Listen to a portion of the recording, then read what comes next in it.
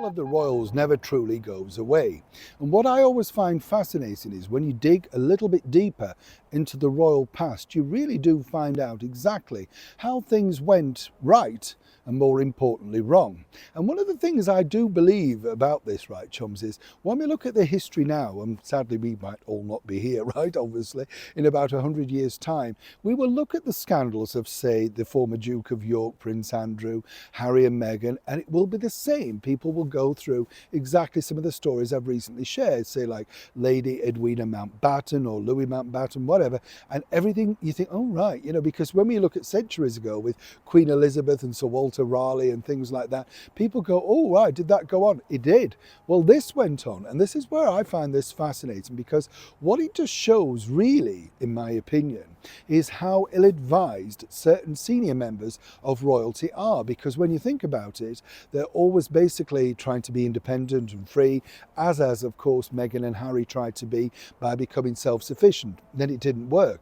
But it didn't work for these two royals either. And this story is really interesting. As ever, let me explain. Morning, nice to see you, chums. Thank you so much for joining me today. Welcome, one and all.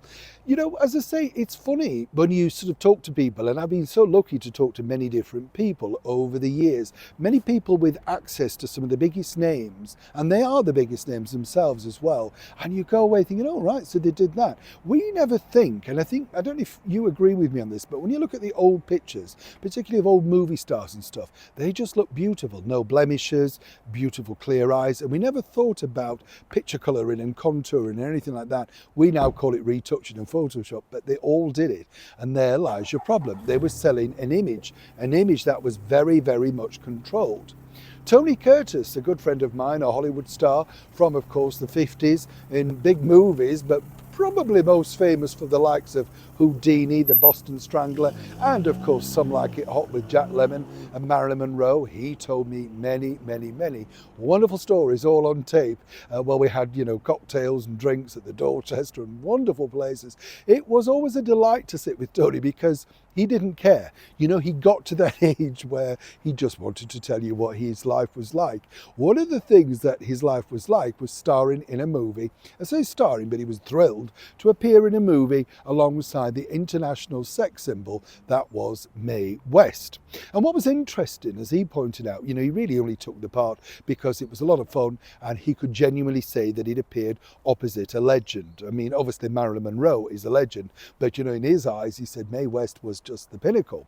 What was interesting though that he told me was this. You see, Mae, as you know, had reinvented herself many different times, always written her own screenplays, always starred in her own films. Basically, she played herself, contoured around a loose story that she put together, right? Which I quite like. And apparently, according to Tony, she was never older than 27 in any film. Right? Again, quite funny, really. However, when she decided to take on Las Vegas in the 1950s, she broke the mold.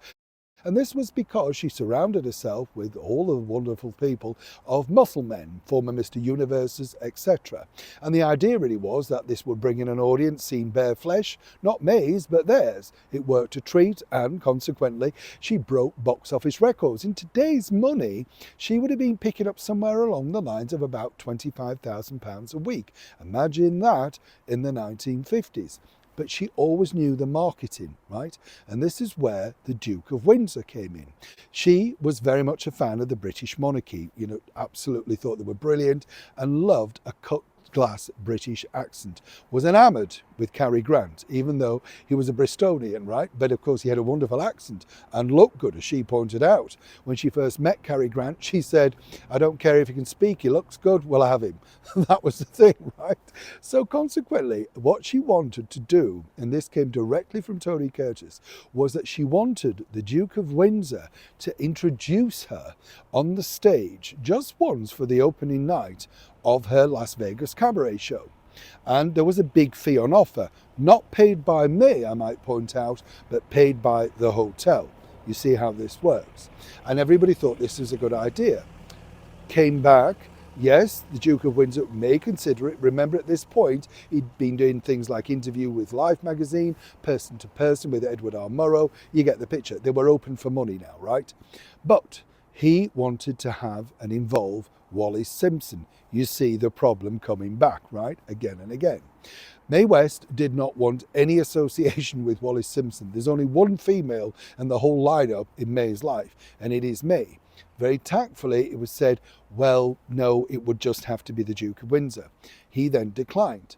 Mae had another go, and basically she said, well, what about if we just recorded his voiceover as a sort of, authoritarian voice, and we play that out?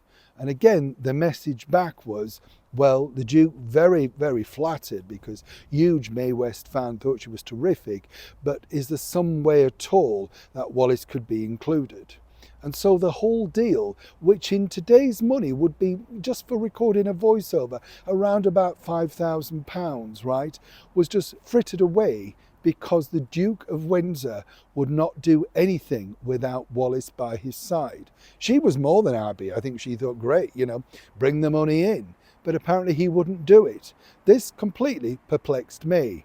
Hence the reason she had a lot of Hollywood studs, from the likes of Rock Hudson to, of course, Tony Curtis himself, going along to introduce her sporadically. It worked just as well. But as I said, how strange to think that the royals of that time, desperate for money, frittered it away simply because they couldn't get their own way. Remind you of anybody? Neil Sean, Kensington.